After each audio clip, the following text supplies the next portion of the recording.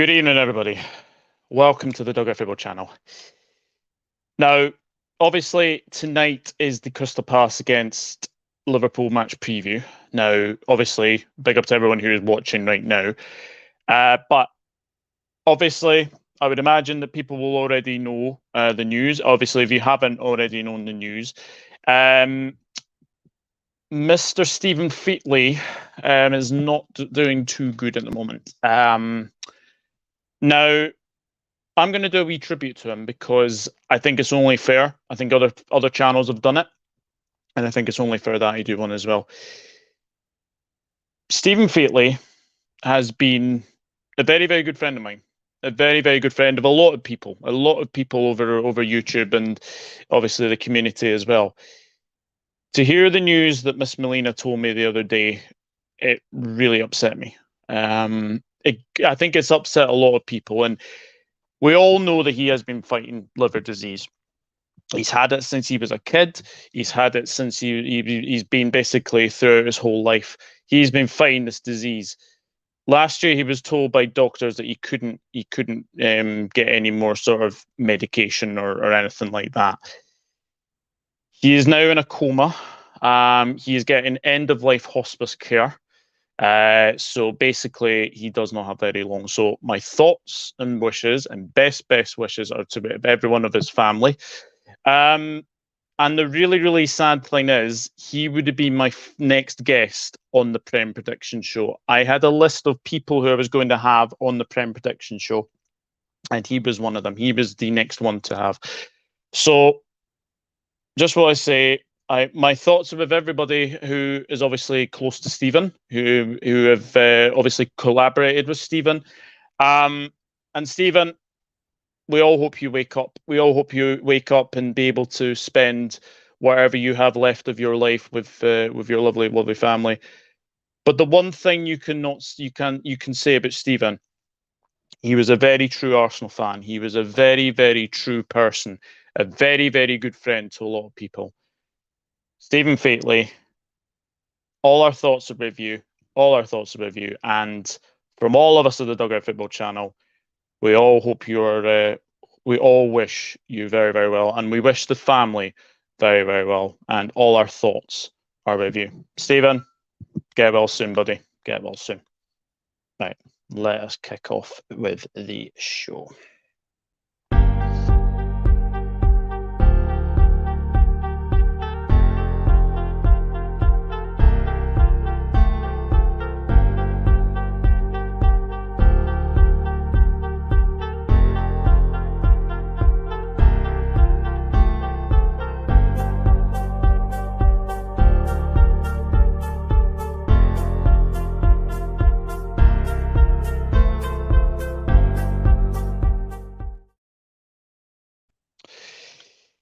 Hello, everybody. Welcome to the Crystal Palace against Liverpool preview. I just obviously had to start with that as well. Big up to everyone who is watching as well. It really does mean a lot. And obviously, I believe everyone will be obviously thinking about Stephen, and obviously everyone will be thinking about his family and his friends at this very, very tough time. I do have a lot of fabulous guests tonight. Now, I have a few guests who I have not had on the channel probably since the last Crystal Palace preview, but I will introduce them. So, from Eagle-Eyed Football, we have Mr. Rich Amprasa. How are you, Rich? I'm doing good. First things first, an amazing tribute to Stephen. Obviously, it's a difficult time. He's been on our channel and he's invited me to his channel as well in the past. And he's such a funny and lively character. You know, our thoughts and prayers are with him and his family at this time, and hopefully he can pull through. Yeah, fingers crossed. He's a big Lewis Hamilton fan as well, so he'll be hoping that he does well in the F1 as well. He always has his gnome with him, and that has not changed. Good evening, Ali. How are you, Ali? Yeah, I'm good, mate. Yeah, sorry to hear the news, but always love coming on this channel, so looking forward to the show. Absolutely. And I'm not surprised. I'm actually surprised I'm not actually blocked by this person. Or actually, I'm surprised he hasn't. I'm surprised he actually has some friends because Yeah, this guy loves me taking the absolute mickey out of people, but I absolutely love him as a guest. I think he's an absolutely fabulous man. It is Steve from Coastal Palace. How are you, sir? I'm good, mate. First and foremost, I just want to say it was a great tribute. And I'll be honest, I don't know who the guy is, but anyone who's sort of going through stuff like that, it's not ideal. And yeah, well done, Doug. It's nice to see the fact that even a Scottish guy like yourself has got empathy. So fair play, mate. No, thank you very much. Thank you very much. No, I do appreciate that. No, I just he's 28 years old. That's like he's 2 years younger than me. So that's really, really scary when you think about that. But no, hopefully it pulls through. Hopefully it pulls through, but it is not looking good from what Miss Melina was telling me. Anyway, but let me just say hello to a few people because there is a lot of you in here actually. So thank you very much. Hello, Henry Rebecca. Hello, Douglas. Thank you for coming into my live stream. You had to listen to me rant. Rennie is in. Good evening, Rennie. Big game against Arsenal. Funnily enough, tomorrow. We will see if Arsenal can get something from Leicester. Hi, Rennie. Stephen Fateley, obviously, if you noticed my community tab post, Sportcat, he is not in a very good way. He is in end-of-life hospice care. He's been battling liver disease most of his life. I think he's probably since he was born, actually. He's had number of transplants, and he's been in and out of hospital as well. It's just really, really sad to see. And actually, the really sad thing was, he was actually meant to be my next guest on the Prem Prediction Show. Unfortunately, that will now not happen. And actually, he was doing a stream just Saturday, and he looked happy. He looked really, really happy that obviously Arsenal won. And then, obviously, I think the next again day, I think he just his condition deteriorated. Unfortunately, he's not dead. He's just in a coma at the moment. So we're all hoping that he does pull through. Yep, Henry, absolutely. Big up Uncle Rods. Hope you're good. Niall says, praying for Stephen. Brilliant guy. Thoughts with him and the family buddy. Big up Douglas Palace to win 7-0. No, I'm going for a 1-1 draw. Don't forget to subscribe to Stephen's channel. Absolutely. Hello, Maisie. Big up the Fab Four, no Beatles. I like that. Hello, Maisie. Hope you're good. Hello, Elevator. And yeah, everyone is saying hello to each other as well. And yes, Wolves are currently 1-0 up at Fulham. So Wolves beat Liverpool. They lose to Bournemouth, and now they are ahead against Fulham. Madness, absolutely madness. But this is the thing about this Premier League season. It is so unpredictable, so unpredictable. And Chris was says, like last week's comments. I feel like his comments are up and down. No, big up everyone. Always have the soft spot for Crystal Palace. They have the best fans in the league. They have absolutely. Held it tally. Old Gary 2-1 Palace, says Sebastian. Very, very interesting. Don't be winding up my guy Nunez to get him sent off. yeah, but Rich, start with you. Palace's season so far. How would you describe it? Frustrating, I feel. Very inconsistent. It's crazy. Like it's a two-part problem. Vieira wasn't backed in the summer. Clearly wasn't backed, and he just about was backed in January and such. However, Vieira kind of shoots himself in the foot at the same time with his team selections and his in-game management at times. You know, I don't know what it's like. We took a massive step last season. Like, football was brilliant to watch. It was exciting. It was attacking football. We did well in the cups, or the FA Cup specifically. And we thought, you know what? Get a good summer under our belt and we can kick on. We did not have a good summer at all. In fact, it was probably the worst summer in the league, of the whole league and stuff. And then since then, like, I think our starting fixtures were tough.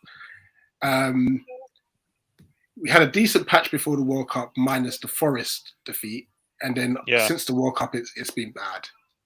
It's been really bad. Yeah, Steve, are the fans sort of turning against Vieira?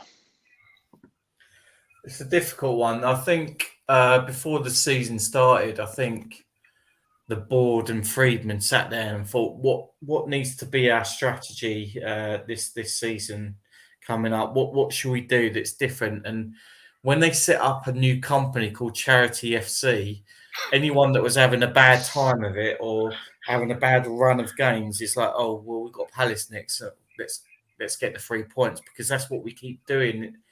I don't know. I mean, like Rich, just to reiterate his point, it's very frustrating. Last season was the Conor Gallagher effect. The work rate, the tempo, the desire, the passion, just the collaboration of the team really went forward significantly. And, when you watch players like Mateta, like we have this season, we've seen the real Mateta. I mean, he's League One. He's like Calvin Andrew, like deteriorated. It's that bad.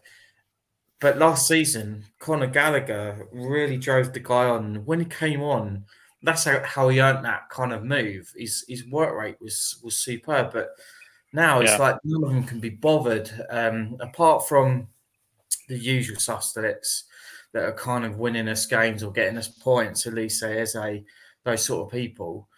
You just, it's really difficult. And last week epitomised the season. It's you take the lead, and it's that Roy Hodgson mentality sitting in their mindset. It's like, well, let's sit back and try and ride this out and win this game. You can't do that against anyone. And I don't know, if you said to me before the game, you're going to get a point against Brentford, I would have said, yeah, absolutely, love that. Snap your hands off. But the way we played, and we did dominate long stretches of that game, to get the goal and then sit back immediately, it's like, what are you doing? And as Rich said, the in-game management, especially with Vieira, it seems to be very, very cautious, very, very sort of lacking in acumen. And what he should be doing, he should be driving that team on. And as an ex-Premier League winner, you'd fully expect that in every sense of the matter. Come on, guys, really got him. And I've always said this all the while I've got a hole in my arse. If you're attacking, and it doesn't matter who you're attacking, whether it's a top six side, whether it's a bottom six side, it's irrelevant. If you're attacking with the ball, they can't do anything against you.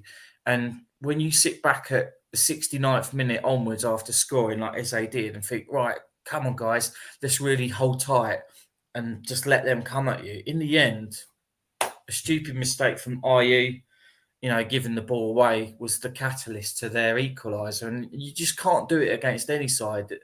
So for me, I speak to Rich all the time. I'm in a Palace WhatsApp group chat. I've been thrown out. I've been brought back in.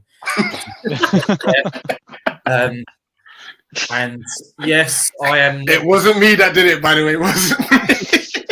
There's a big kind of thing with me. If you ask me for an opinion, I will give it to you straight away. And if it upsets you, if it hurts you, if it offends you, then it's blunt. I couldn't give a fuck. But at the end of the day, when it comes to Palace, that's my passion. That's my thing. Yeah. And I won't accept players like Schlupp, like Ward, like Luca, like Tompkins. I can backtrack slightly with, because he's been really good the last three appearances. And, the guy's been sitting on the sideline, not playing at all. And he's had 3 exceptional appearances. But other than that, when you've got this mentality, you get the ball and you go back, it's like, what the hell are you doing? Yeah. How can you win a game going back all the time? And it's just really bewildering that you've got an ex-Premier League winner operating with a team that's got that mindset. It just doesn't make any sense at all. But I think Conor Gallagher papered over a lot of cracks at Palace last season. And without him, we just don't really know how to play. Yeah, going into tomorrow's game, Ali, it is a ridiculous kickoff time. I don't know where they got 7:45 kickoff from. How are you feeling going into the game tomorrow? I think it's a kind of a weird game, because I think that we're quite similar. It's probably the most exciting mid-table clash for many a year. Well, I wouldn't put it as a mid-table clash. I think right now, realistically, and this is reality, it's a 6-pointer. Yeah, you reckon? Yeah, I mean, I've kind of all season kind of said I'm not worried about relegation, but I think we are a couple of defeats away from having to worry about it. But I still think we should probably be all right. But I think we just need to get through these tough fixtures that we've had. I mean, it's a weird game because I think the teams have been quite similar. I think both fans will be disappointed. I think it's been an abject season for both teams. And I think the problems for both teams has been in the same area, the central midfield area. So I think the variable will be, how do you react to midweek? Do you come out fighting or do you come out feeling sorry for yourselves? I like the time of the game because I always fancy us under the lights at Selhurst. I think we can get an atmosphere going, and we kind of need to get our atmosphere going again. But that's also reliant on the players to get the atmosphere going. And I think, I agree and echo what Rich and Steve have said. But at the beginning of the season, we didn't invest, and it's a tough season for Vieira. In many ways, he's had his hands behind his back with the fact that it wasn't just Gallagher we lost, Kiate we lost, MacArthur's been out for most of the season. So you're pretty much talking our first choice central midfield there. Yeah. Any white manager would have struggled. But then at the same time, there was some excitement because we felt Gallagher going would free up Eze to play through the middle. And when we played you at Anfield, Eze had a great game. In fact, he played like he had the freedom of Anfield that night. He did this amazing skill to set up Zaha.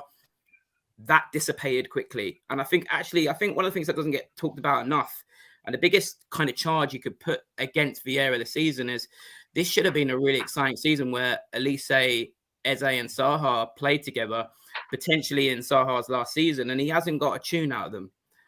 He hasn't got a tune out of us attacking wise at all. I mean, there's a damning stat about the amount of goals we've got from open play.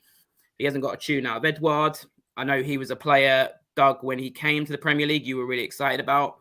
Yeah. And I think for me, what's really eerie is I did a video on Vieira before he came, and I did a lot of research into his time at Nice. And I found quotes from players, direct quotes for players, and it was echoed by fans as well, was that by the end of his time, the fans and the players didn't really understand what his strategy was tactically, and they were baffling selections. And if you read down Palace social media timelines, that's exactly what fans have been saying after many games. So there are a lot more questions about Vieira than this time last year, although I still think there's a lot of good about Vieira. And I think when you're 12th in the Premier League and you've lost 3 central midfielders, I think you have to still be backed, in my opinion. Yeah, no, absolutely. It has been a bit of a difficult season, but as you say, you are 6 points off the bottom 3, but I think you have enough to stave off that, because I think you're better than the other teams down there as well. Like, I mean, Rich, are there sort of some games where you sort of look back on and think, like, draws, for example, like you think maybe we should have won? Like, one of them I think is Newcastle. You guys were thoroughly very, very good against Newcastle, and I actually thought you should have won that game, because I think Nick Pope kept Newcastle in that game. You know what's mad? Both games against Brentford. Yeah. We should have got 3 points in, conceded like 88th minute goals and 96th minute goals, and obviously echoing. You know what? As much Steve's right in the sense of, like, we should really go for the kill. We don't do that. However, defensively, up until that silly mistake from Ayew, we dealt with everything Brentford had to offer. You know, but it is frustrating to sit back. Had Ayew played either Ahamada in or Edouard, or even just kicked it for a goal kick, I think we win the game. You know, it's just frustration with that. Man United at home, we could have lost that game, but on the second part, we could easily have won that game. The Newcastle game at home you've mentioned. So, you know what, oddly enough, our home form, it's not as good as it was last year, but it hasn't been drastic. Our away form is an issue. Yeah. It's really bad. You know, it's really weird. Every season we'll either be brilliant at home and shocking away, or the following season it's like a role reverse. It's like, oh, we need to switch it back to the way it was, or it being different. But the difficulty for me is that as a club right now, we didn't really appear to have any direction in the summer. I don't think that Vieira was really that involved in anyone that we signed. And for a long period of time, Chris Richards couldn't even get anywhere near a substitute appearance, let alone anything else. And then all of a sudden he's come in and all of us Palace fans, I mean, me and Rich have had a chat about this when it happened. It's like, where the hell's this guy been? And what we're seeing is like, surely they should have been being seen behind the scenes by the manager. And it's like, how can this guy get nowhere near the side?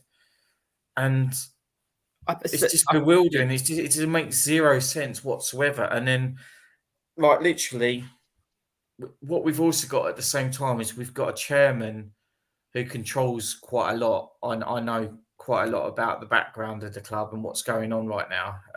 They don't agree with each other. They're not talking to each other. I think they've resurrected differences slightly.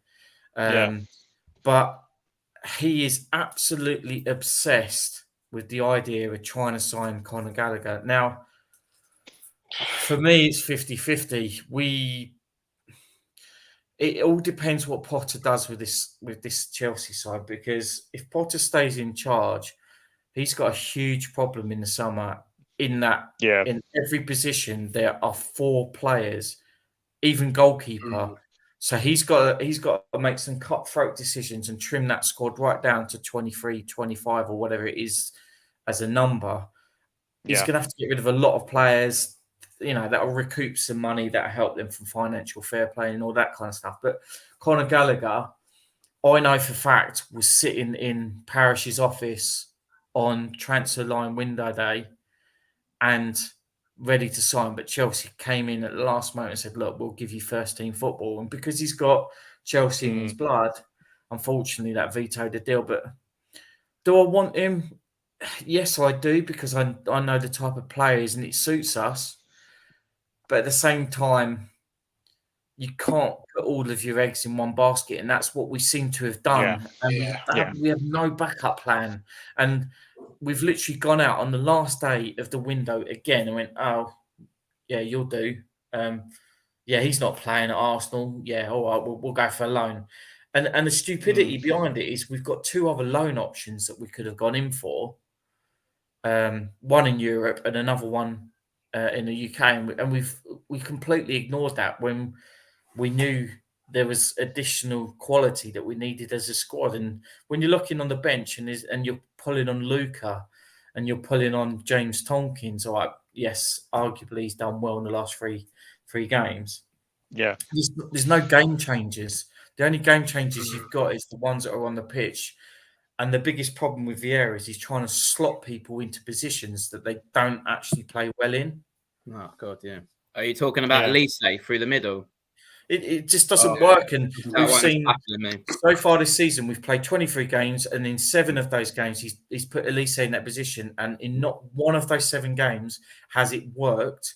So why persist with something like that? And then... Especially a young player, Steve, who's got raw attributes. He's fast. He's got a good delivery. It baffles me. And I just come back to what I said. I think that's a charge not put against Vieira enough is he hasn't got a tune out of Elise, Eze and Zaha together. The only time I've seen them really play well together recently was 20 minutes at the end of that first half against Tottenham before we got battered in the second. They started to play in their right positions and they looked good together. And that's just, for me, that's one of the most I think we'll look back on that with frustration. We had Elise, Eze and Zaha in our squad, and we're going to look back on it as a boring season. That's baffling.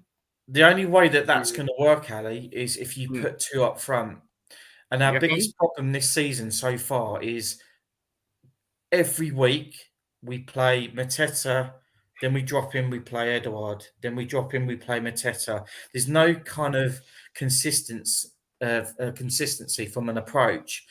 But the other issue that we've got, which is a side issue, is it is programmed into 6 or 7 of those players when they get the ball to launch it up front. Now, Edouard at 5'9", he wins the odd header.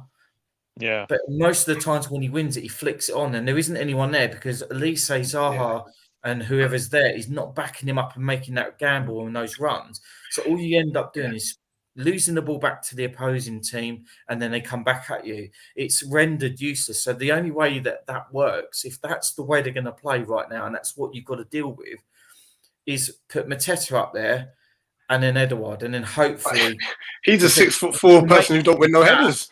Is it futile because Mateta at 6'3" can't win a header because he can't even header the ball? I'm 5'7" and I can header it better than him. Yeah, I think our pattern of play, like there's been some games I've been to, and like our attacks will break down like that. Like our pattern of play going forward has been atrocious, and them as much as the Vieira's had, not a lot of backing, he has to take some responsibility for that. Like, it's been. I mean, the stat about the amount of goals we've got from open play is damning, especially in recent months. Yeah. Here's my reasoning behind that issue. All of our players like to come to the ball. We have no players that run in behind, and this is why I really would have liked Semenyo, who's gone to Bournemouth, because if we don't have players that run in behind, all defenders are going to do is just push up, because everyone's just going to come to feet anyway. So that's why we're so predictable. I'm still fuming about that Semenyo, because when you look at it from an overview, Palace as a club, whether we've got money or whether we've got no money, I'm not sure. No one will know what's going on behind the scenes. But when you've got across 4 windows a net spend of £40 million, so bad, isn't it? It just doesn't make any logical sense in any way. And when you're prepared to go and pay £35 million for Conor Gallagher, it then counterbalances that, and it says to us, yeah, we actually have got money and we're prepared to take that step up and pay that money for a player. But when you've got someone like 2, 3, 4 players to cover other areas with that.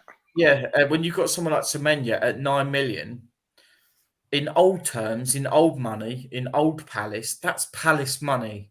That's the type of transfer fee that is a Palace transfer. And the fact that we didn't even make an actual bid is just mind-boggling. I genuinely don't get it. And he said he actually wanted to join us.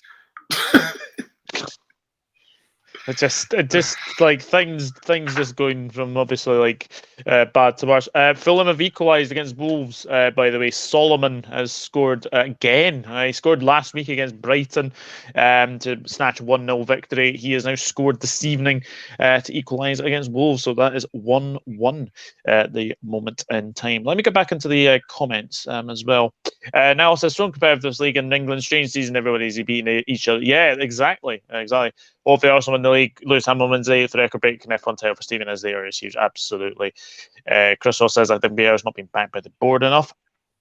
Douglas, please, no Gomez in the starting lineup. We can hold bench. He hasn't been good for the longest. Oh, I hope he starts. Predictions for the cup final. I don't care. It's ruined my fantasy football team this week. Has it? Oh, I've had to take a -8. By the way, though, you know that I am in the top 13,000 in the world at fantasy football this year. Out of 11 million. You're actually winning my mini league. Yeah, what's the prize? Another gnome. Yeah, I'll take that. Yeah, this one's been wild. So.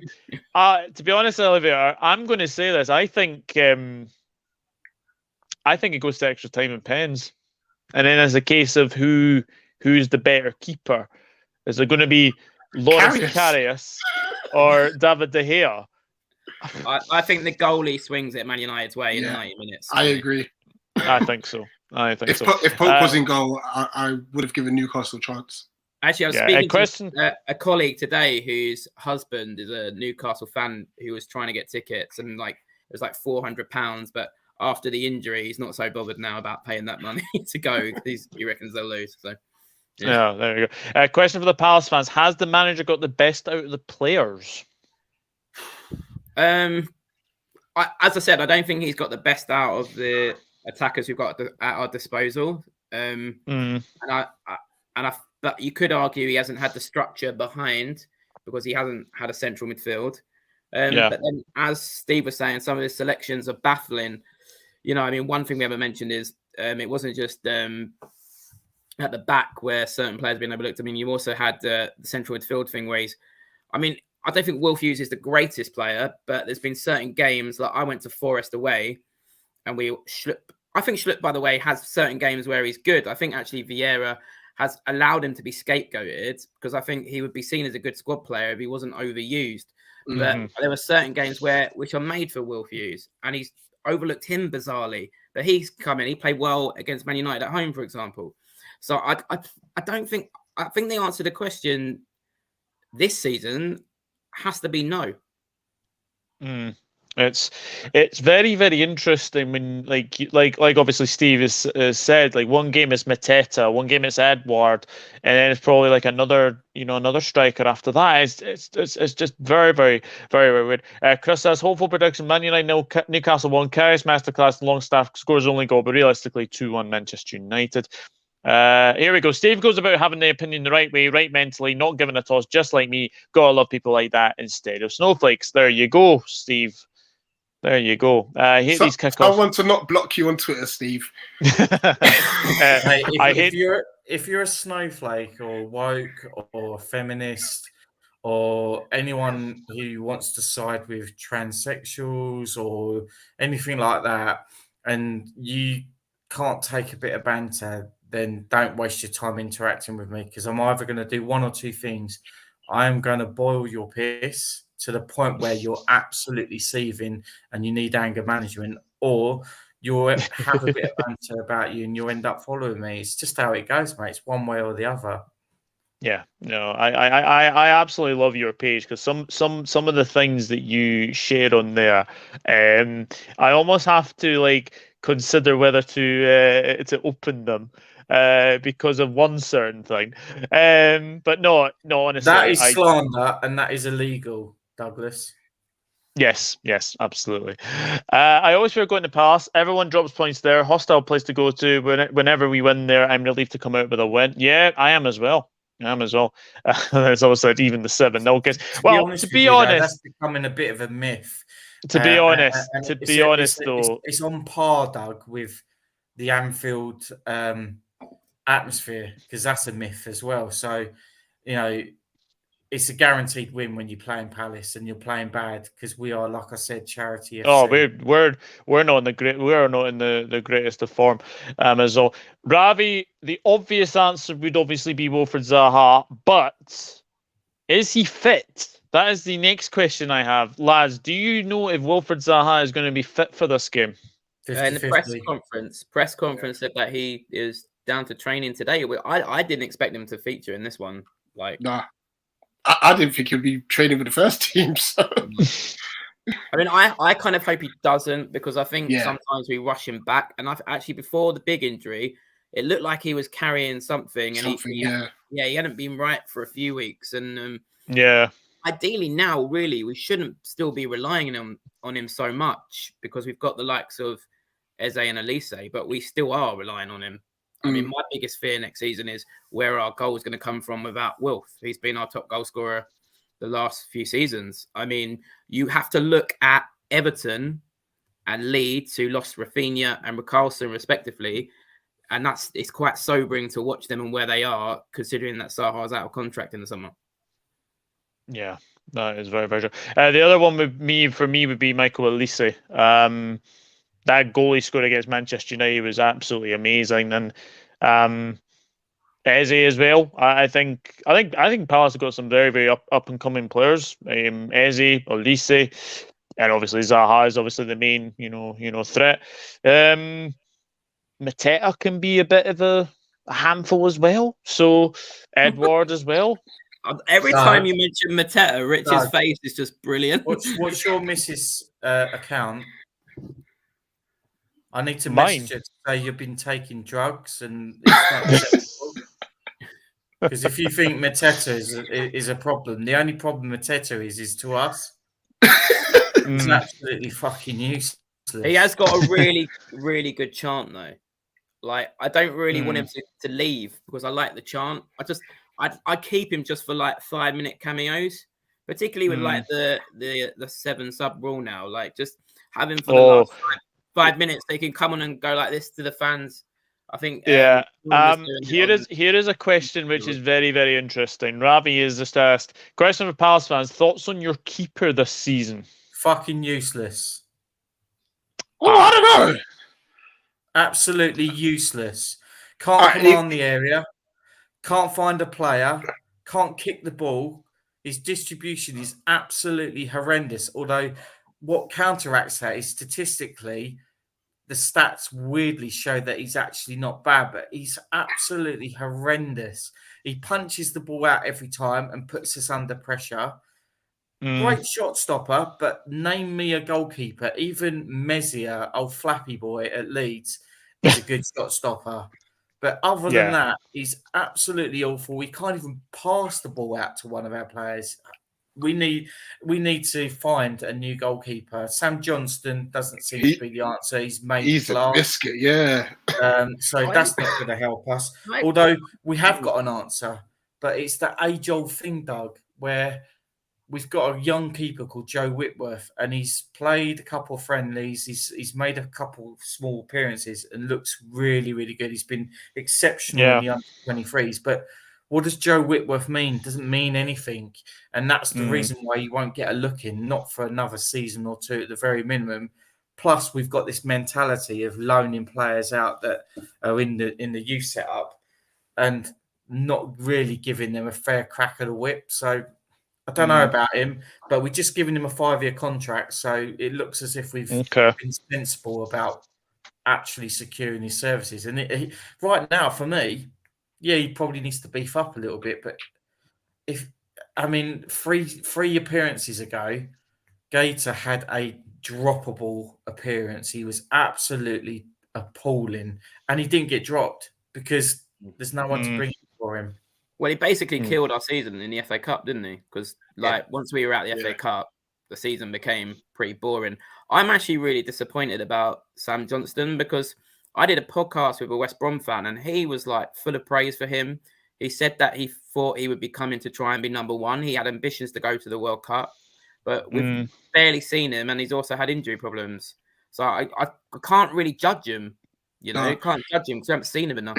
So I think the injury problems has killed him. Because we've always been thinking, like, why is he not playing? Like, why is he not starting? He's out potentially to the end of the season. Like, it's crazy. On VG, he should have been dropped again after the Southampton performance. But you know what's crazy? I feel, and you're right in that his distribution is terrible and stuff like that, and his command of the box. But boy, has he saved us as well. He saved us, but then at the same time, we keep getting injuries in defence. We've lost Andersen, we've lost Gay, we've lost Mitchell. Our Achilles heel is right back. And if we had a fully fit defence, option-wise, probably in hindsight would have Chris Richards playing at right back. Or worst case scenario, if it ever was to happen.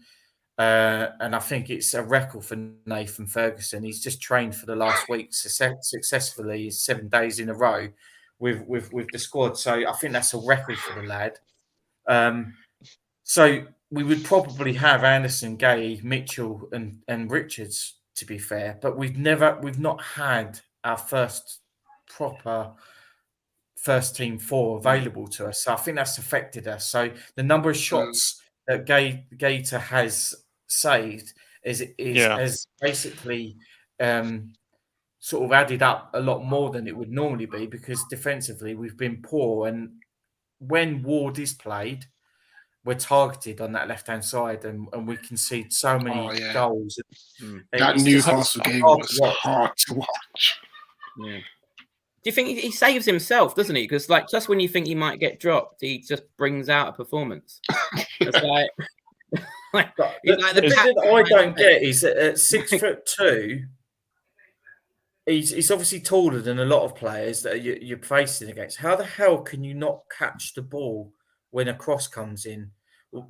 What's going on? Are you that unconfident in your catching ability? Because he punches every time, but half the time when he punches it out straight to an opposing player and you're back under the cosh. Yeah. Is he out of contract in the summer? Or is he contracted?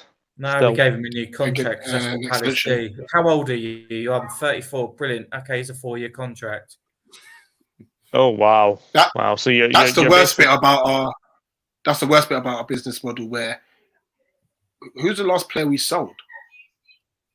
It was, I think it was Aaron Wan-Bissaka. But like, if we actually, Aaron Wan-Bissaka. I mean, Benteke you can't really count because I think that was like 1 mil. Like, we don't make any profit. We make no profit from anyone. Yeah. I think they're probably relying on the fact that in a few years they'll make a hell of a lot of money on Eze and Elise, but right now, given Eze's season, I don't think there'll be as many coming in. But yeah, no, I don't see us spending a lot on a goalie because of what Steve was saying. Whitworth is the future, so I can't see Parish. Yeah. I think he's going to keep going with this little model he's got at the moment of going for frees like Butland and Johnston until Whitworth comes through. I honestly thought Jack Butland would make it at Palace. I thought that was a very, very good signing when you signed him. Right, I think his distribution's half decent. It's not brilliant. It's not bad. It's in the middle. His kicking's pretty decent. He's a great shot stopper. He commands the area quite well. So I was really bemused and confused as to why we allowed him to go on loan, because the guy was sitting on the bench. He couldn't dislodge Gator to go and then sit on Man United's bench just to say you've been at Man United for the same period of time, sitting on the bench, because he ain't going to get a look in, is he? He's still behind Tom Heaton. Exactly. Yank talking smack. Good evening, Connor. Hope you're well. Palace is a top 10 side easily if they can get a new physio and a new keeper. Oh my God, 4-0 Mainz. Wow, that's mental. That I think we should put Palace keeper under pressure, keep taking shots at him. If he's that bad, then that's the problem we have, though, Ravi. We don't take enough shots. We're trying to walk the ball into the net. It's just a case of exactly what Palace does. We'll get to a yard in front of the goal and we still try and walk it in. Steve, we're struggling to walk the ball into the opposition penalty area at the moment. No, it's that bad. It's like when we went 1-0 up against Brentford, I'm like, what's going on? But the irony of that goal and the irony of how we got that goal is we brought Eze on, and we slotted him in behind the front player. That's his position, because he can look up, he can play the balls, he can run with the ball, he can take people on.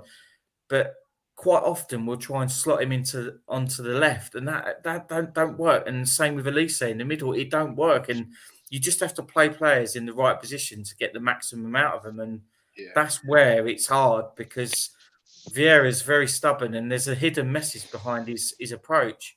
He's trying to say to the club and the board specifically, guys, look, this squad isn't good enough. It needs a lot of strengthening.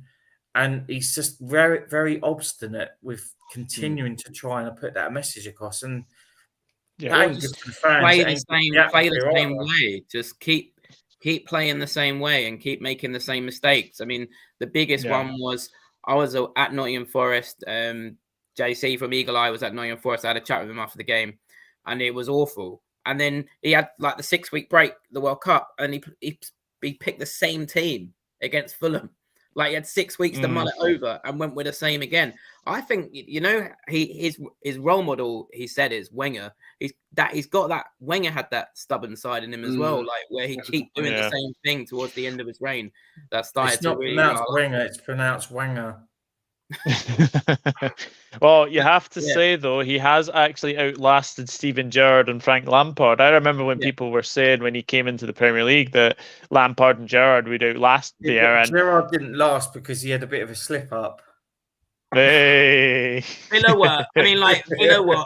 I think Villa were awful. Like, where they were one of the worst teams I've seen. They were bad.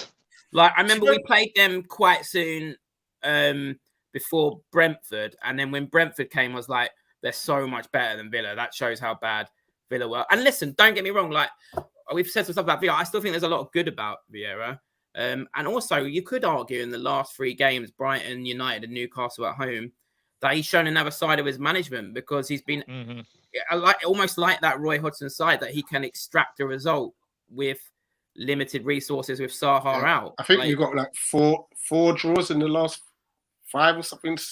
Yeah. Yeah, but the thing is, what the really annoying thing at the moment is it's a very, very high percentage that Zaha is going to go at the end of his contract. Yeah. Where he goes, don't know. It's all kind of media, kind of, let's just attach a story. Oh, he's going to Saudi Arabia, he's going to Dortmund, he's going to PSG, he's going to Juventus, Barcelona, all of that nonsense. Where he goes is where he goes. I genuinely don't think he will stay. I genuinely don't think that's the case because we've offered him 4 contract extensions and he's turned every single one of them down. So to me, if the guy was interested, he would have sort of sat down and started talking about it. We should have watched replacement in January.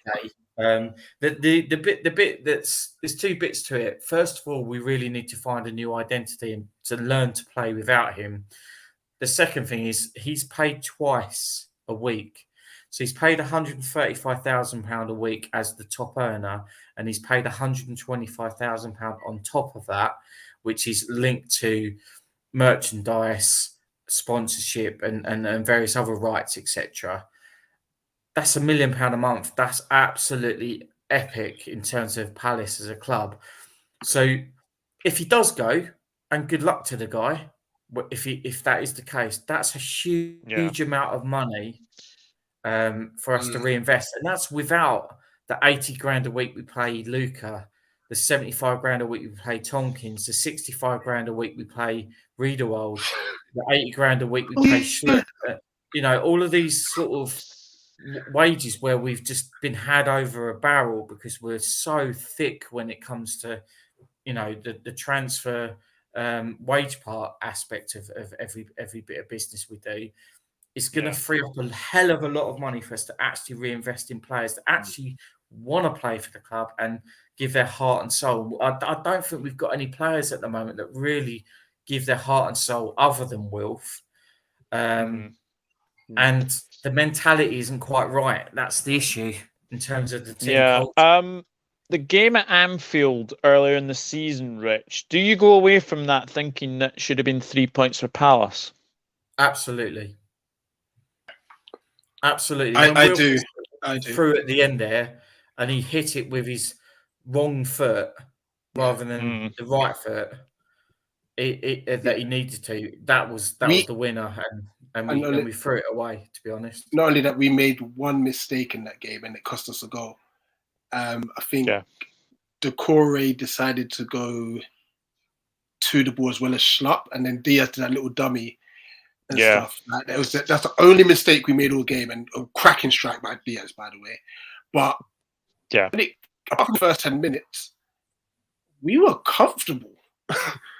We were very comfortable, and I think Zaha had 2 opportunities towards the end of the game to score, and he didn't take either of them. So I was disappointed we didn't win that game. I think the game actually remember at the red card, didn't it, Dougie? Though, it did, it was almost like we didn't know how to react to that, whereas it kind of seemed to buoy you up. We needed to ride the wave for 10 minutes. Yeah, I mean, we've given Vieira some stick in this, but up to that point, Vieira tactically nailed that game. And interestingly enough, we played a back 3 that night. Yeah. But that's the main issue, Ali. Palace against teams, when they go down to 10 men, we become clueless. We become misdirectional. We don't know how to react. We don't know what we need to be doing. And we've done it game after game after game. When we were playing Man United and Casemiro went off, yes, we got a goal back, but we should have really gone at them. And we only went at them for literally the last 9 minutes of the game. And it's like, what are we doing? What is our mindset? It's particularly when you're playing against 10 men, you've got that advantage. You've really got to maximise it. So we just seem to we seem to be like a rabbit in the headlights when it's 10 men, and we just don't know how to I think it comes down to 2 points that you've both made. The one that Rich made at the start is Vieira's in-game management. Like that, he just didn't. It's like he doesn't have a. It can't. His plan A can work really well, but it doesn't seem to have a plan B most of the time. And then also what you said, Steve, we just lack characters at that point. When in those kind of situations, you need people to stand up. And we just don't seem to have that. Like, you know, even that against Brentford, that last minute when Ayew gave the ball away, they still got the freedom of the wing. And then I love our centre backs, but I don't think either are commanding enough at times. I think sometimes, and that is a common denominator, Ali, and you've hit it on the nail, because there's quite a few things at Palace. So the first one is we have not, apart from Benteke under Allardyce, since AJ went, we've not found that striker who can get us 15, 20 goals. No. Since Jedinak and the likes of Delaney went, we have not got that leader. We have not got that character that really takes the ball by the horns, gets in the referee's ears, really gets the players G'd up. I mean, Wilf tries his bit, but he's too busy flapping around, waving his arms around like he's got a mosquito going at him because he's sulking over certain things. We need to find someone that is an actual leader and is going to really take this team forward when we recruit in the summer. It's got to find that, and we've got to find a striker. Yeah. We've got to do a Brentford or a Brighton and look at markets that we don't look at. For some reason, Friedman's obsessed with finding the new Scottish Messi. You know, we signed Scott Banks. Where has that gone? We just signed this other kid from St Mirren. He's 17. I mean, we all know that ain't going to work. And when you look at Brighton, Casido, 4 million, McAllister, 6 million, Estuentes, 7 million, Bissouma, 11 million, Trossard, 11 million. You know, the gravy train goes on, and they find how much they're selling them for as well.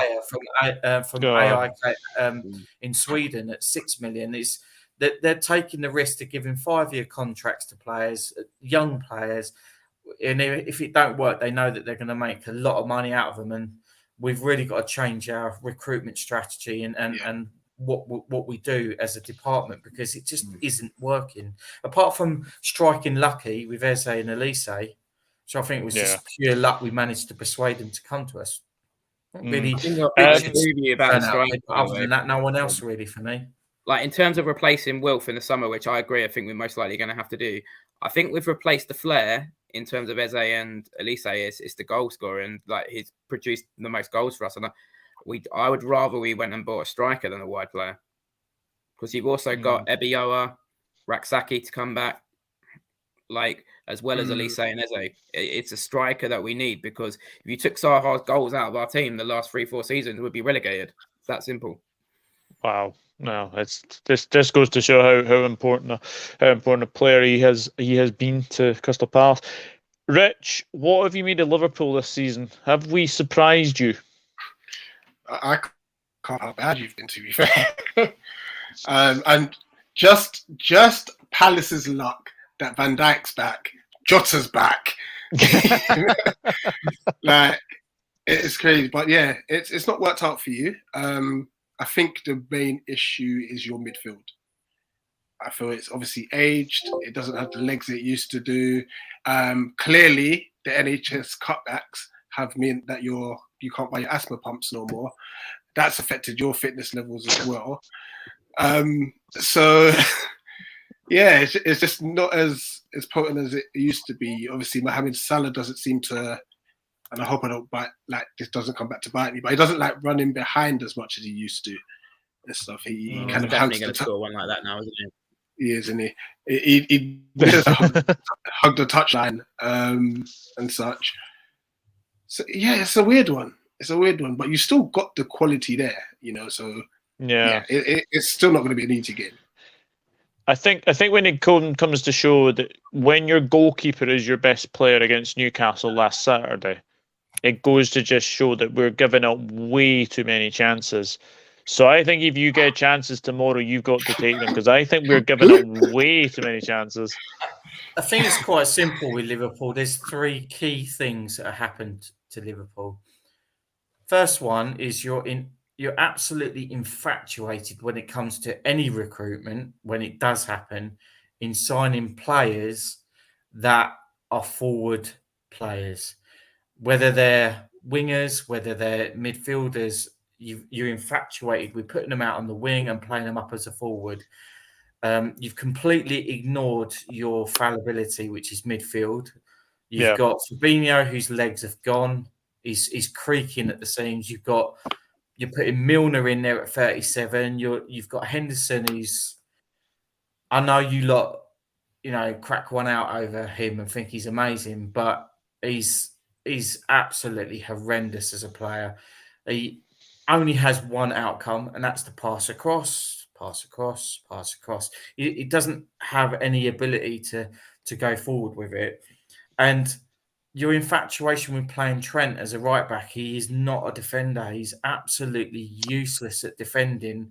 And I know we've had this conversation now. I've been on your show 3 seasons in a row, Douglas. Yeah. And I've been saying the same thing. Trent should be in midfield. And if Klopp had any nous about him, he would put him there. But he won't, because what's happened with Klopp, and he's shown a really poor side of management, in my opinion. And the coaches at Chelsea used to do it. You had a player at that level, and in your mind, they're always at that level, but they age and they drop to that level, but you don't notice it. And in your mind, they're still at that level. So you keep playing them, you keep playing them, you keep playing them. And in the end, what happens is you've got 5 or 6 players. And at the moment, you're in a position where there's a good half a dozen at least players that need to be moved on in the summer, but you're still playing them. They're still first choice. And it's easy for teams to get round the back of you now. And that's why you're conceding a lot of goals. And Alisson is basically, most games, your man of the match because he's keeping you in games. But, Wolves was a prime example. They absolutely battered you and you didn't have an answer. Yeah. That's the issue. Because you keep trying to slot people in up front and you think playing 4 up front is going to be the answer and you can outscore games, but you're not going to do that, especially with the defence you've got. And Joe Gomez, I hate to say it, he showed a lot of promise when he first came to the Boyle, but that guy is championship level at best. Matip's legs have gone. Van Dijk's legs have gone. They've all aged, and you've got the whole spine of your team has aged. That's the issue. And even Salah has legs. Yeah, I think as well you're absolutely right about Trent. I think now the fan base are now thinking that we definitely need a right back in the summer. Because I think now Trent is definitely. I don't think he's happy to be there now. I think he wants to be in the midfield. Nathaniel Klein and Joel Ward might be available on a free. Yeah, that's the thing. We've got a common denominator there, Doug. Everyone has looked at you and think, right, the best way for us to play is to take Trent on and expose him. And they do the same to us. It's like, as soon as we name the team sheet and you've got Ward or Klein, it's like, right, that's the focus. Get at them, get the balls in and get behind them because they haven't got the pace, they haven't got the legs.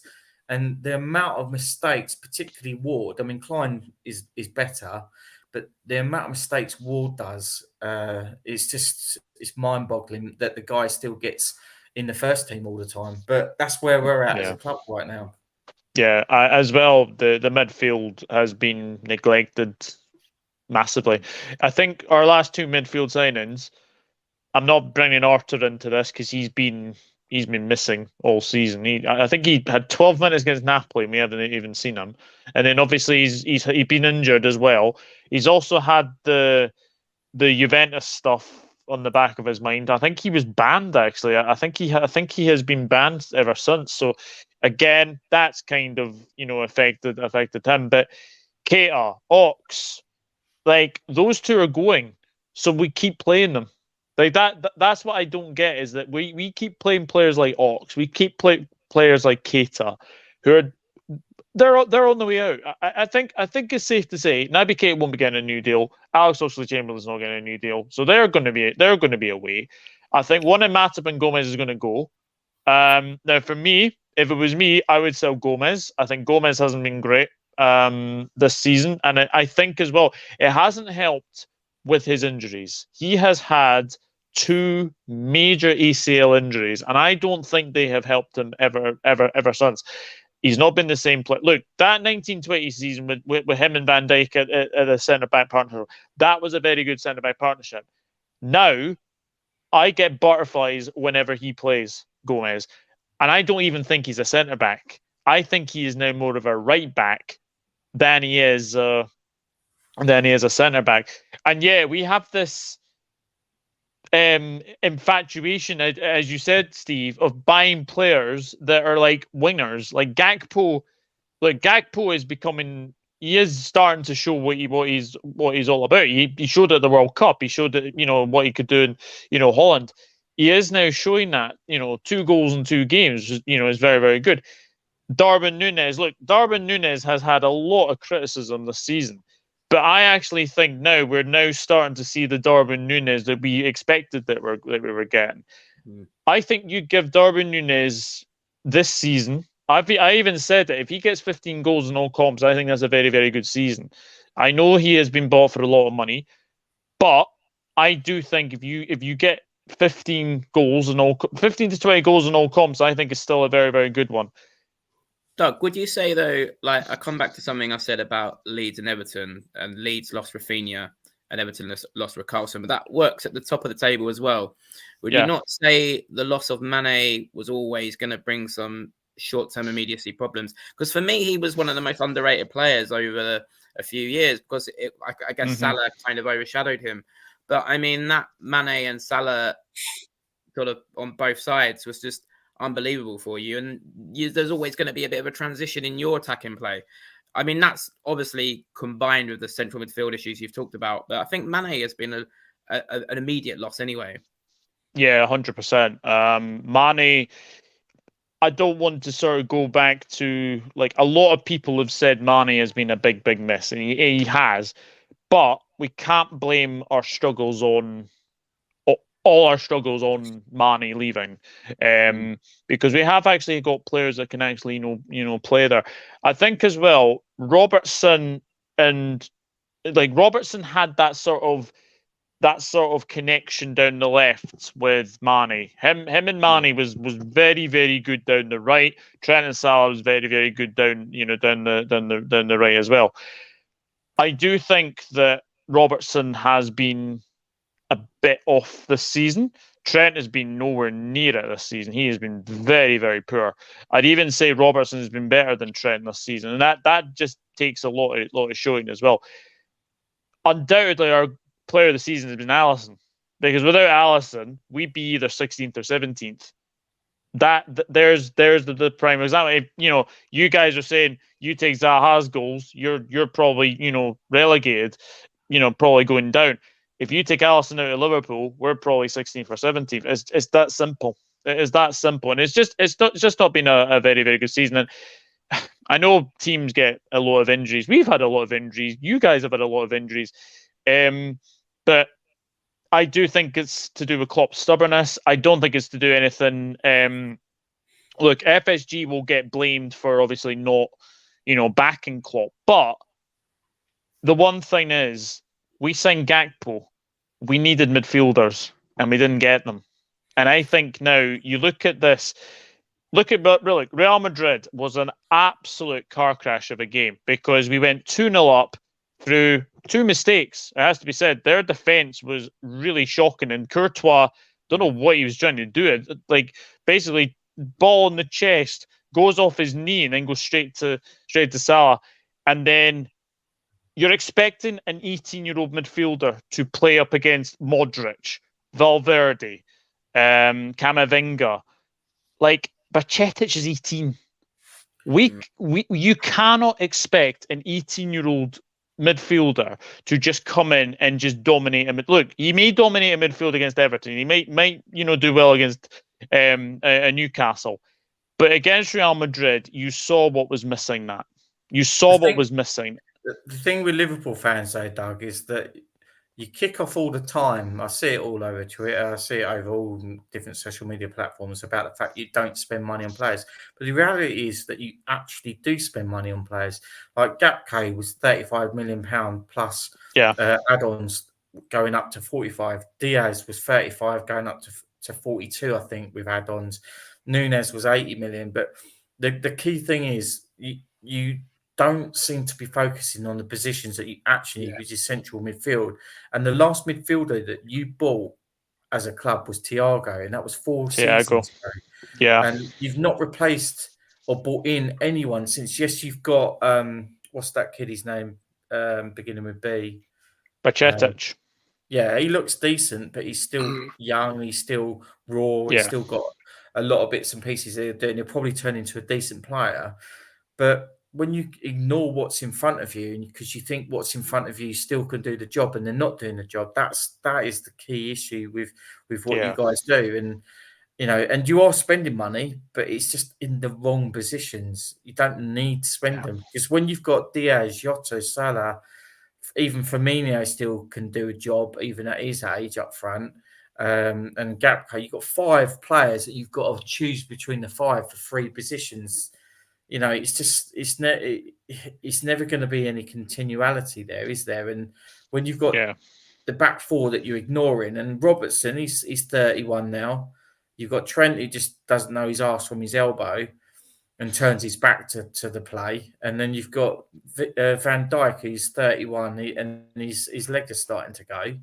You really need to concentrate on those areas. Otherwise, you're just going to fade into obscurity again as a club. Doug, do you still back Klopp then? I do still back Klopp. However, I fear that he could potentially leave at the end of the season. If things don't go well in the summer, I think he could potentially walk. I think Steve Bruce will come in and replace him. Yeah, I said something to a Liverpool a friendly supporter the other day. I said, all I ever read is Chelsea, Potter in crisis, but your season's over now in comparison to theirs. They've only got a 1-goal deficit against Dortmund. Like yours now, you're barring a miracle, you're out of the Champions League. Yeah. I mean, obviously Klopp's got a lot more in the bank than Potter. Potter couldn't even beat Crystal Palace, but like, I don't know. I just think, but personally, I think I would stick with Klopp. But it does seem like he gets away with it a little bit. But I guess that might be fair enough because it's what he's got in the bank and his history of success. Yeah, 100%. It finished Fulham 1, Wolves 1. By the way, so that helps us, doesn't it? Yeah, that helps you. Yeah, and that's the mentality, Doug. It's frightening that all 3 of us, Miali and Rich, at the same time. That's a good result for us. Honestly, I am thinking this season has been so boring. It's like a lockdown season or something for us. Like I can't really remember that many games that I've really enjoyed this season. Like Villa at home is probably it. West Ham was at West Ham away where that. Okay, that's a fair shout. Yeah, West Ham away was a great goal. Yeah, absolutely. And I live in a West Ham area, so it was absolutely beautiful. The train home was glorious. I took a selfie of myself going like this. I sometimes look at it. Oh, good. Right, we will get into starting 11s. So, Rich, what would you go with tomorrow with for Palace 11 against Liverpool?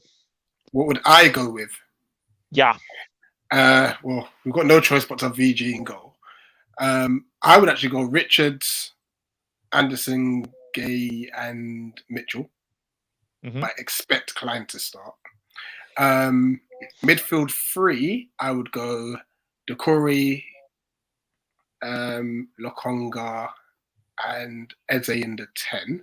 How's Lokonga been, by the way? I thought that was a very strange signing. To me, he looks tired. Him and Doucouré played well against Brentford. Lokonga irritates me because he seems like he's dancing when he plays because he's got one person in front of him and one behind him. Steve, how long have you had that one in the bank? Mate, if there's an opportunity, you got to take advantage. You got like a little notebook that you just and, like tweet them like that evening. It's called observation, Ali. If I see something, mate, I'm on it. Like a clock, mate. And then my front 3, and this is bear in mind, I don't think Wolf will start. I would have Elise on the right, Edward up top, and I would actually play Jordan Ayew on the left. Jordan Ayew on the left? Nah, man. Jordan Ayew should be nowhere near that starting lineup. We just have no one else to start at the moment, Steve. All right, Steve, what would you go with? So, if everyone is fit, I would go, unfortunately, Gator, because I don't think we've got any choice. Mitchell, Andersen, Gay, and then Richards. That for me is our best lineup at the back, and that works perfectly. Decore in front of him with Will Hughes. On the left, I'd actually put Elise on the left and make a bit of use of that actual natural left foot he's got. Yep. On the right,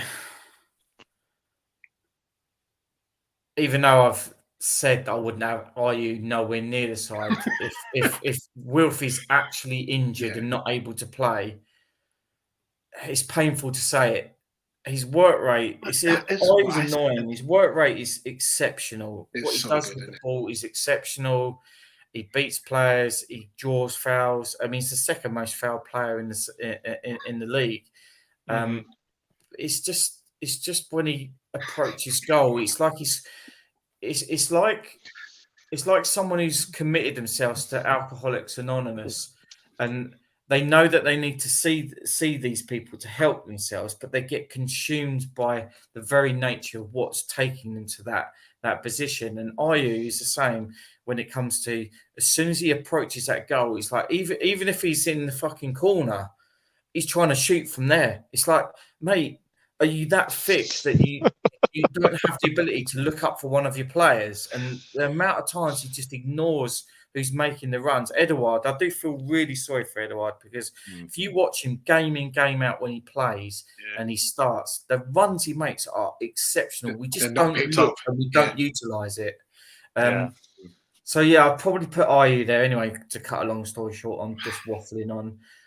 I'd have Eze. I don't care what anyone says. Eze should be that man behind the front man. And if we aren't going to play two up front and we're just going to keep sticking to this infatuation of one up front, at least the guy can then look up and he can play balls in. But the key denominator to that is Vieira needs to say to whoever is up front, look up, look along the line and make that run. And then we need to gamble and utilise him. Otherwise, it's completely pointless. And if you try and slot Eze over to the left, that's it. He's out of the game, and it's not worked. And that's why he's been dropped recently and found himself on the bench. You've just got to play players in their right position. I'd have Schlupp nowhere near the first team lineup, and I think that's the best team that we've got to our availability. And the final player I'd have in there is, if we are going to go 5 midfield and 1 up front, would be probably Lokonga as well. Interesting. Ali? I don't think Steve's going to like my selection. I did something a bit controversial when I went on Rich's channel, and I'm going to go with something different, because when we went at Anfield, we played a back three. I thought we did really well. So I'm going to go with a back three. So I'm going to go with Guaita in goal, and then I'll go with a back three of Andersen, Gahey, and Richards. I'm going to go with Mitchell at left wing back. I'm going to go with Schlupp at right wing back. Because we don't have a right wing. This is the weird thing about us. I think Vieira wanted to kind of go with a back three at the beginning of the season, but we don't have any wing backs. That sums up our recruitment strategy, or the lack of strategy through us. But Schlupp has played on the right-hand side before, and I think he could do the wing-back role. And then I would go with Lokonga and Decore sitting, and then I'd have Eze and Elise just floating in front, moving left and right, and Edouard up top. Interesting, right? And I think as well, this is the interesting thing about Schlupp. You know how Zinchenko can sometimes move in for Arsenal. I think he could move in a bit as well for us. I think that could be an interesting team. I think I'd probably get a lot of stick on if I tweet that team out for having Schlupp at right back. But I honestly think it would be interesting. And I feel like we've got to try and do something a bit different, because what we've been doing hasn't been working going forward. Yeah. Well, definitely Ali in goal for me. It'll be definitely Arsenal in goal. It'll be Trent. I think Gomez comes out of the team, and I think if he is fit, I think Kanate will come in. But if not, then I think it'll be Matip, and then obviously Van Dijk, Robertson. I think there's going to be a few changes in midfield. I think Bajcetic starts. I think he's been excellent recently. I'm going to go Naby Keita, even though I said earlier that we do keep playing him. I think he could start tomorrow, and I'm going to go Harvey Elliott in the midfield. And then I think there'll be a change. I think there's going to be a few changes tomorrow. I think it'll be... I'm going to say Jota on the left, Nunez up front, and then I think it's going to be Salah. I think there'll be a few changes tomorrow. I don't think want to see Jota play. Because the way we have been playing recently, we've got 3 games coming up this week. We have we've got you guys, we've got Wolves on Wednesday, and then we've got Manchester United. So I do think there will be changes in and amongst these 2 games. So it's not easy. It's not easy it's mad, at all. Isn't it, to think that Liverpool are going to have a run of 4 games in a row with defeat. Yeah. Well, we will come to score predictions now, actually. Rich, what are you going for? 1-1. 1-1. I somehow think Vieira's going to balls up our starting 11 again. Yeah, Steve? I was going to say, if he starts Schlupp, Ayew and Mateta as the front 3, after saying in the last 2 press conferences that we need to start being more ruthless, I will actually cry. The thing with Vieira's presses, though, it's let me listen back to the recording of the last one and the last one before that and the one before that one, and just for a change, shall I say exactly the same, just to shock people? Yeah, the thing is, like, here's some of his selections. Certain games recently I've been to and I'm buzzing, and then you get in the concourse and everyone's just dead. Everyone's just like, oh, no. Yeah, but yeah, Steve, what are you going for? I'm going to say we're going to shit out a 1-0 win. I could see that. With the winner. Goes up to the other end and punches it in the net, and we get it. Only because Newcastle bought VAR, so they gave the decision for us. Ali? I'm going to go. Do you know what? I think our season needs a moment, I think under the lights against Liverpool, even though you're a fellow mid-table team now, could be that moment. So I'm actually going to go. I think I'm going to go 2-1 to Palace. Salah sent off for 2 bookings for 2 dives. Interesting. Yeah. But I have got, as a caveat, I have got 3 Liverpool players in my fantasy football team because you've got double game week, haven't you? So if we do lose, I can consolidate with myself that I will go further top of your fantasy football. Ali, your FPL needs to take a hit this weekend. My gnome priors, Doug, that you promised me. I'll definitely need to do something about that. Yeah, it's one of the hardest places to go to, Selhurst Park. That's a myth, isn't it, though, Steve? Do you think? It is a myth. It's just like Liverpool's atmosphere. I'm going to go 2-1 Liverpool, but it's not a very confident 2-1. It's more again, Doug, to say that the drugs you're on are even worse than I thought. It's more like a... Doug, do you think if you lose this one, you should get Big Sam in? No, just to make sure you stay up. Nah. We've got 35 points. We're on the same amount of points as Brighton. So basically, whatever happens actually, if we beat you, we go above Brighton. Yeah, please finish above them, please. Doug, I've heard Jesse Marsh is available this time of year. No, thank you. No, thank you. Let's see what some of you are saying. He'd do a good job at your place. Hassan Hüttel, yeah.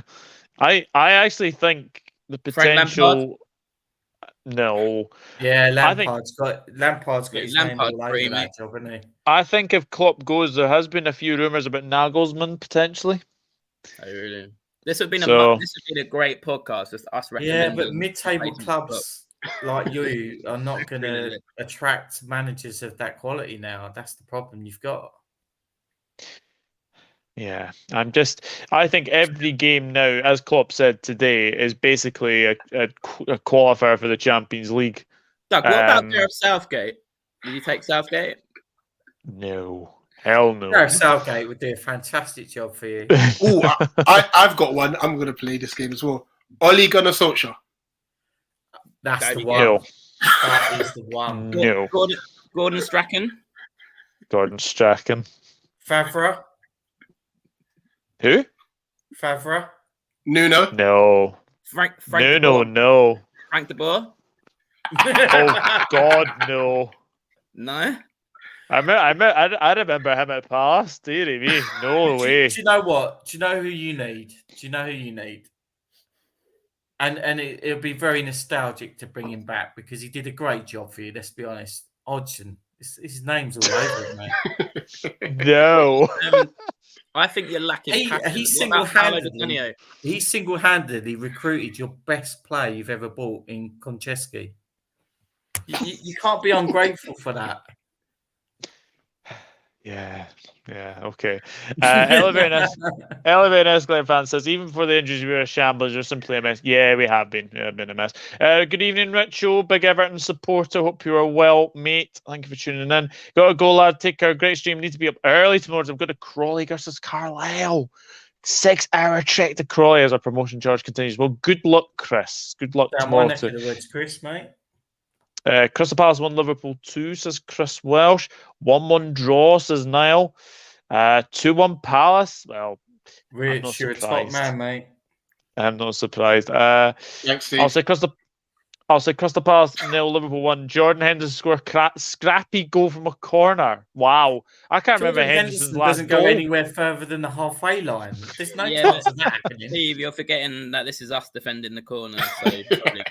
So Richo says we're getting top 4. Well, I hope so. I very much hope so, but we shall see. According to Football, with the chance of Everton winning the 38%, 28% drawn, I think, and 38% for Aston Villa winning. Yeah, that's a very, very interesting game, that one. Everton, Aston Villa. Oh, yeah, and Pickford signed a new contract with Everton. I don't understand how he has done that. But anyway, thank you, everyone. What he does, Doug, is he gets given the bit of paper and then he signs it. And then, hey, presto, he's got a new contract. I think that's, in a nutshell, what happened. Pretty much. But thank you, everyone who's watched this evening. And thank you to my fantastic guests tonight, Rich from Eagle-Eyed Football. Just tell the people where they can find you. I can't believe I'm meeting up with Steve tomorrow as well. It's going to be carnage. When we meet up tomorrow, can I twirl one of your hairs into a little thread? You can play if you want. Yeah, you can find me on Eagle Eye Football on YouTube, guys. Thanks again, Doug, for having us on. And once again, obviously, thoughts with Stephen and his family. Yeah, absolutely. Steve, it's been fabulous to have you once again. Just tell the people where they can find you. At Coastal Palace. As I said, if you're a wet wipe, a flump, a snowflake, a woke, a feminist, or any of that, just don't waste your time because I'm going to make you cry. If you want to laugh each day, follow me and I'll cheer you up. So I'll do the opposite. No, thank you very much for coming on again. I really do appreciate it. And you're a very, very good... To the Leeds fans, Steve. Pardon? You're not going to give a shout out to the Leeds and Newcastle fans? Yeah, shout out to Leeds because they're going down and shout out to Newcastle because they're getting spanked this weekend and I'm going to laugh my head off. And Ali, thank you very much for coming on again. Tell the people where they can find you. You can find me at the top of the Dugout channel Fantasy Football League, and you can also find me on YouTube, Pride of South London Fan TV. Yeah. How is your channel doing now? Are you in like the 500 now? I'm nearly there. I've had a few weeks off. I've been a bit lazy with it this season, really, but yeah, gonna get back, gonna do a review of this game and stuff. So yeah, it's going all right. Nearly at 500, like practically there. So that would be cool. Yeah, excellent. Excellent. Yeah, and Rich, how much has Eagle-Eyed Football got? 1.3, I think. Million. Nice. 1.3 million. 1.3 million. I wish. That would be amazing. Transfer Saka instead of Salah, my fantasy Premier League, so Salah better not do anything. Yeah, famous last words. I think, yeah. Yeah, I'll just say that. I'll just say that anyway. But thank you everyone who's watched this evening. I really do appreciate it too. Obviously, the 3 guests I have had this evening, and also we all wish Stephen Feely very, very well as well. But no, thank you very much for watching. And yeah, 7:45 kickoff tomorrow. We'll find out what happens. We will find out what happens. Will Palace get a morale boosting win, or will Liverpool make it a goal? Yeah. I'll take Morale boosting win, or will Liverpool make it 3 out of 3 in the Premier League? Well, we shall wait and see. But thank you very much for watching. Good night.